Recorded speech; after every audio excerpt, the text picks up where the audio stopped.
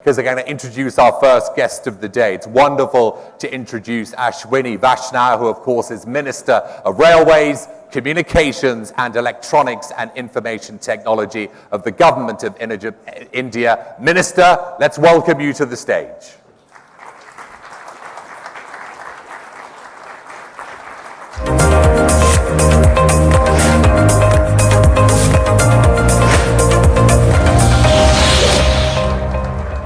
Well, friends, Monday morning is always very difficult.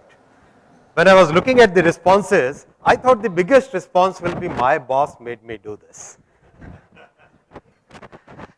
I'll try to make your Monday morning reasonably relaxed and exciting.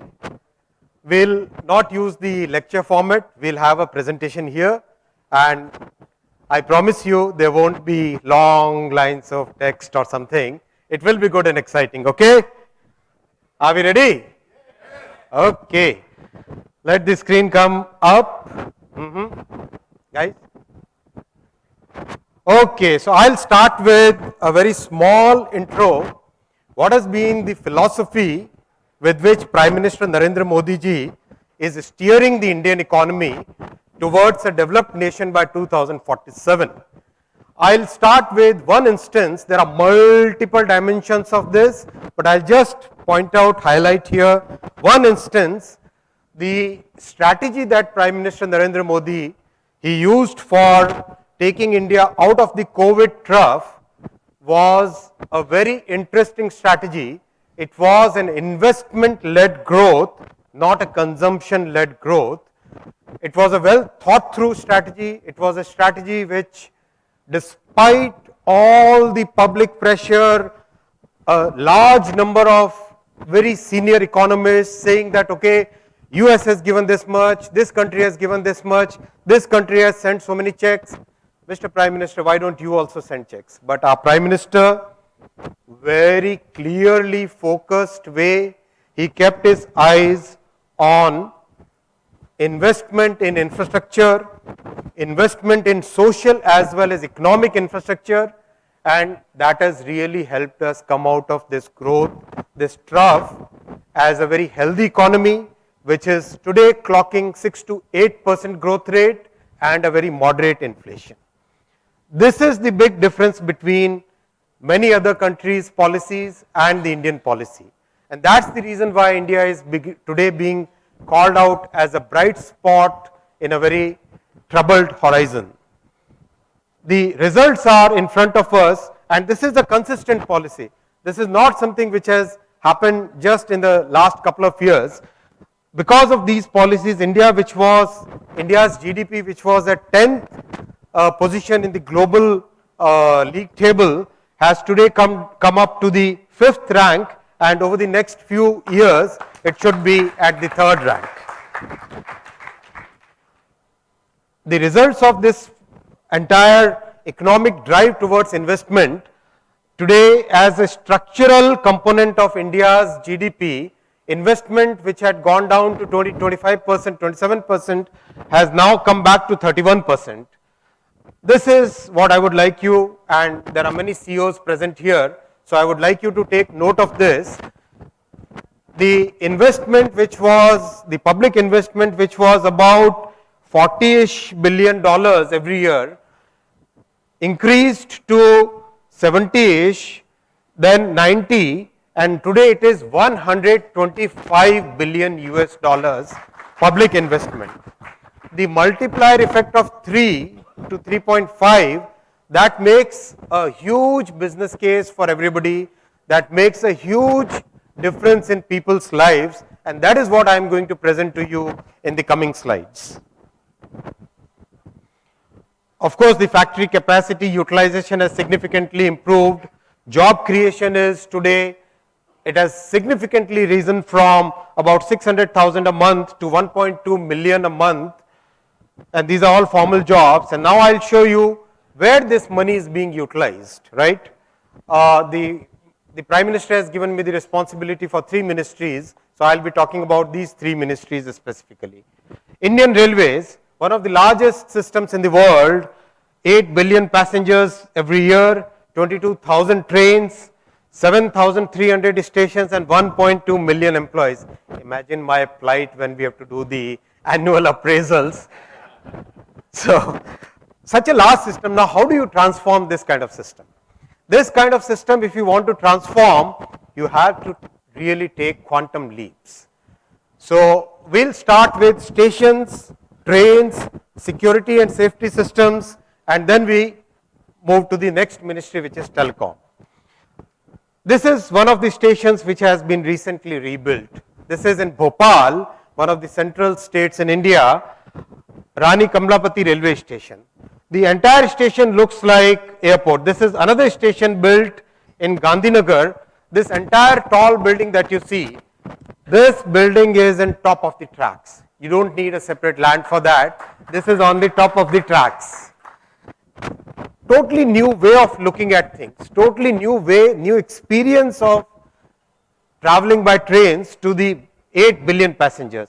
And this, gentlemen, ladies and gentlemen, this is New Delhi railway station.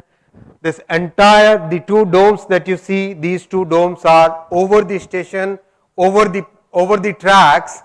The tender is already out, 2 bidders have already participated. Large number of pre-construction activities, which is removing the cables, taking off some of the older structures which need to be replaced. All that work has started, and this will be a reality in the coming 2 to 3 years, 4 years. So, this big thinking, this kind of futuristic thinking is what Prime Minister Narendra Modi ji is actually implementing in India through his investment in infrastructure program. Every station will have a world-class roof plaza. As we all know, urban space is very scarce. So, how do we create more urban space? This is 50-acre space being created in New Delhi. Everywhere, look at the transportation mechanism, elevated roads, so that people don't have to, because the stations are located in a very congested place, most of the cities in the country. So, how do you make sure? This is Ahmedabad. This is Ahmedabad again, using some of the Indian heritage structures and building around it. This is, those of you, anybody from Gujarat here? How many from Gujarat? You will recognize Modhera Sun Temple. This is the structure of Modhera Sun Temple. The modern buildings along with the traditional heritage of the country. This is CSMT Mumbai, built, this is one of the heritage structures. How do we retain the heritage and still make it a modern station? Very complex challenge, very complex challenge, but some of the finest minds have worked on it and created this design, which will be a design where people will come from overseas just to look at the stations. We are very confident. Bangalore, Jaipur, again Jaipur is a heritage city where very good heritage. So, we are building that heritage into the stations while making them modern.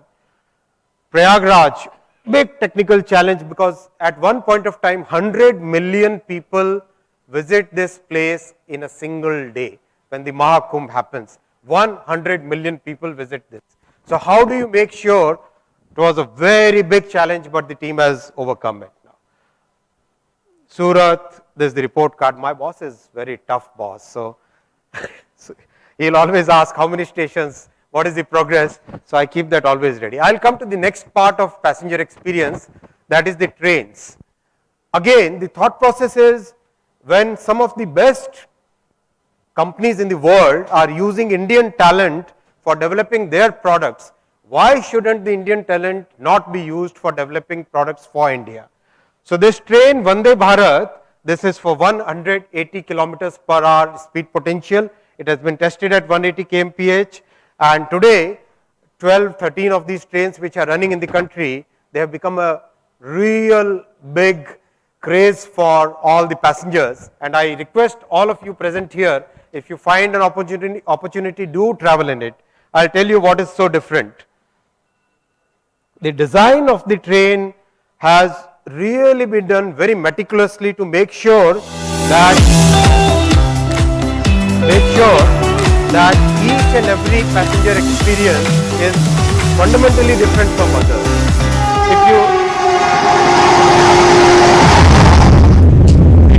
180 kmph and look at this glass of water. Okay, 180 kmph and the glass of water doesn't spill, the glass doesn't shake. That's the intricacy of the design, and the entire design has been developed within the country by our own engineers, manufactured in the country by our own technicians. The noise level, I wish we had the audio properly. This is, okay. So compared to an airline, 100 times less noise level. And absolutely no shaking, absolutely no jerks in the train, because the design has been done with great care. Same is the thing with the safety system Kavach. Again, instead of simply copying some of the international products, we decided to develop our own product because we see there is a huge gap in the global market space where a new product can make a big difference.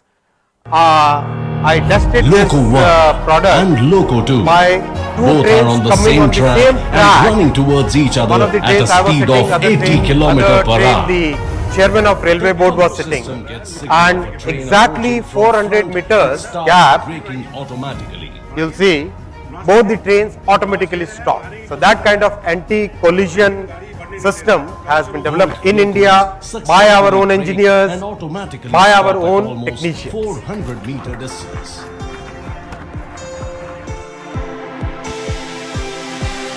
We are short of time today. Again, the way of working is totally changing. Why I want to share this point with you is, many of you who are participants in the railway, telecom, digital economy industries, the pace of work is phenomenal. This is bullet train construction from Mumbai to Ahmedabad. Phenomenal pace of construction. Within 1.5 years, 167 kilometers of pillars have been constructed. Large casting yards, excellent way of construction. Some of the finest way, new technologies of construction are being used. Many of these, all these large machines, we imported a couple of pieces in the beginning, and rest all other machines were designed back in India and manufactured in India. Some of the new construction technologies, this is a large girder of 1100 ton. So this girder transporter basically lifts this up, puts it on the viaduct, puts it on that other transporter having 216 wheels, and the launching of the girder is done in such a nice way.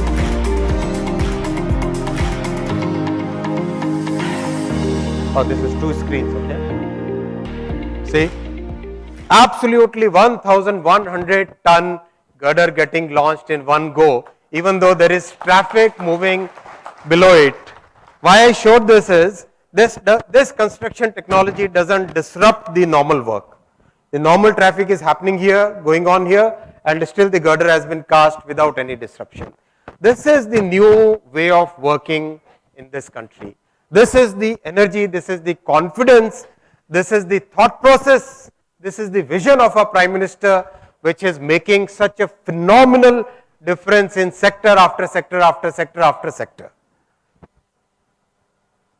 Everywhere the speed is like torrid speed everywhere. October 2021, and this is January 2023. Sabarmati Station, February 2022, this is February 2023. That is the pace of work happening everywhere. Look at this bridge on River River Par, November 22, December 22, and that is January 23. This is the pace at which India is moving, and that is setting the pace. This is Chenab Bridge, and I'm very proud of this because even though this bridge was started in 2005, 2006, the pace of work was very slow. Things started happening after 2014. 2015, Prime Minister took many serious decisions about it. And friends, this bridge is today about 80% complete. I visited it yesterday when the track has been laid on it. And by coming December or January of 24, the trains, including Vande Bharat, will go to Srinagar. The size of the bridge, of course, Eiffel versus Chenab, it's just a comparison. Okay, and this is digital, my time's up. So I'll very, very quickly, I'm sure you are aware of the public digital platforms. Basically, the approach we have followed is that we should not leave everything in the hands of big tech. We created the government funded creation of a public digital platform. Banks join it, startups join it, e-commerce join it, businesses join it, 1.2 billion people join it. That's the philosophy we have adopted both in payment system, in the healthcare system, and in the upcoming almost every platform we are following this model of public-private partnership.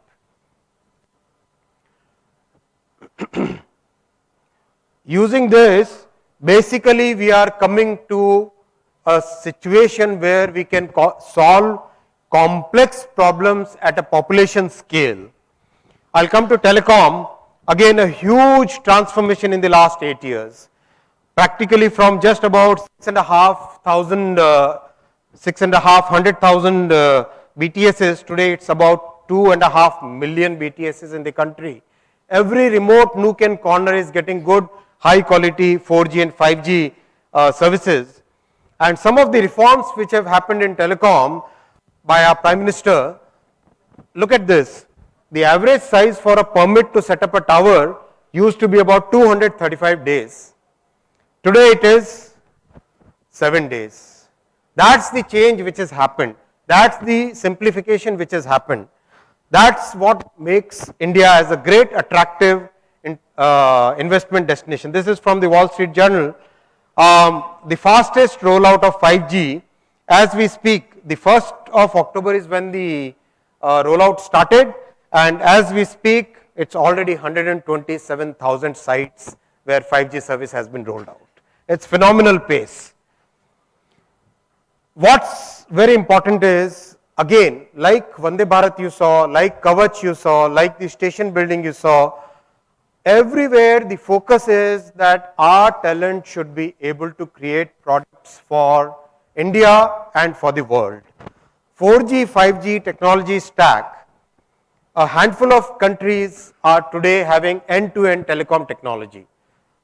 We decided to take that as a challenge, and within less than 3 years, India's 4G, 5G technology stack has been developed, and we knew that there will be many question marks when India comes up with a new product. So while mostly people would test a new product for like 1 million users, so we initially tested this product for 1 million users.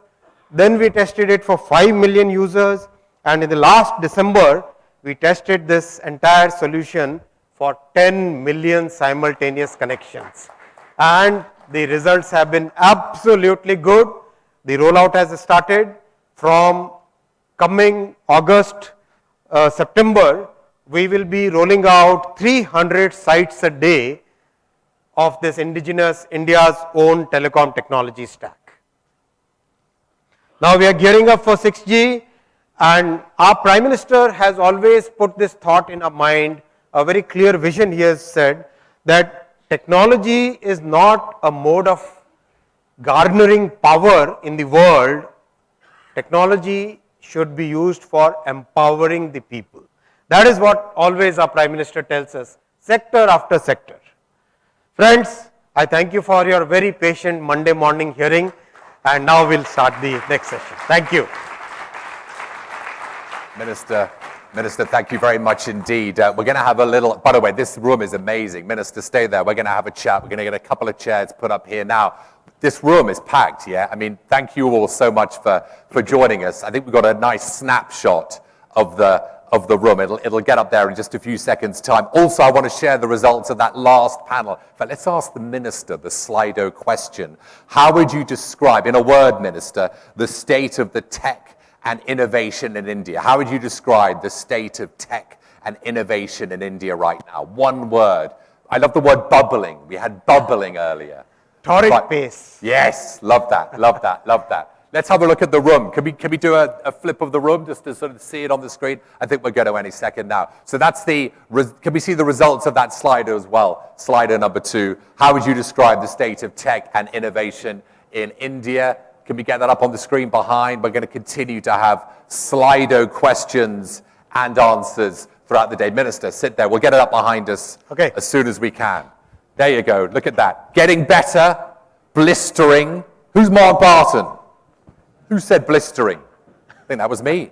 Dynamic, evolving, thriving. Dr. Kathari, thank you for your essay. Very good. We only want a word, but we'll take essays. We love essays. Thank you very much indeed. Good stuff. So I was doing my research on Minister, and I went on Google, and the first thing I saw was the Minister's birthday, which is fine. We share the same birthday. Not only, hang on, hold that clapping. Not only do we share the same date, we were born on the same day. How often do you meet someone who was born on this? I mean, you meet people who were born on your birthday, but actually the same day, same age. Shall I tell you the day? Do you want to know? Hands up if you want to know the day and the date. July the 18th, 1970. Brother, yeah. There you go. And also, I know he's a big fan of cricket. He put out this lovely tweet the other day. There was this young girl doing these incredible strokes in the nets. And he tweeted it out. He said, my favorite shot is the helicopter shot. But that should be a Slido question. What's your favorite cricket shot? Mine's the square drive. Minister, favorite shot? You're a helicopter shot guy. There you go. You've set out this amazing vision. Well done. Absolutely fantastic.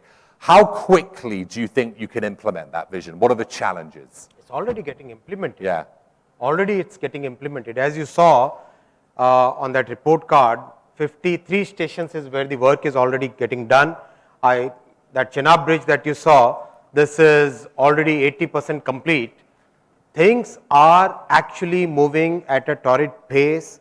I would request many of the CEOs, if in your business plan, you were thinking of making a capex 3 years from now, I request you, revisit your business plans, make the capex today.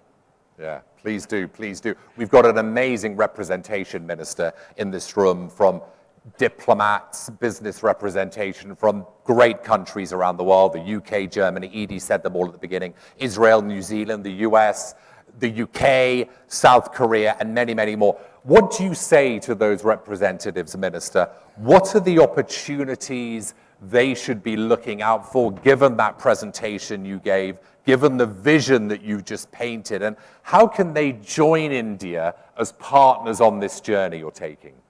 There are two elements which are very distinct.